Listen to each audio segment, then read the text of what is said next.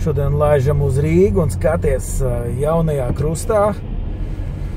Interesanti, sanāk 4 joslas pretējā virzienā, tātad uz Jūrmali 4 tagad, joslas, lai izbrauktu uz Vanša tilta pusi 2 joslas, plus 2 joslas nāk rekur tur no Mārups. Tiek kaut kas remontēts ar gaismām, kaut kas ir noticies.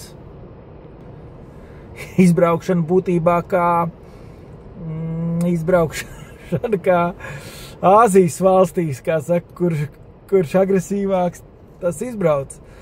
Vispār jau, kopš valsts policijas nav un visi policisti dara visus darbus, ir tā, ka organizēt satiksmi ir jāmāk. Šobrīd nav neviena, kas varētu organizēt satiksmi, kas šādā situācijā būtu normāli.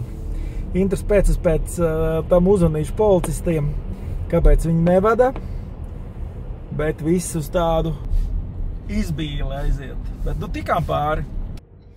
Jautājums ir, kad tu pēdējo, vai tu vispār pirmkārt mūžā esi redzējis, ka policists organizē satiksmi? Tas ir stāv uz krusta, roku pacelt augšā un tad rāda, kuras plūsmas drīkst braukt. Un jā, man arī pacēlās, kad tad es redzēju pēdējo reizi, kad tas notiek. Daudz gadus atpakaļ. Tā kā interesanta diskusija portālā iauto.lv komentāros un piesako mums.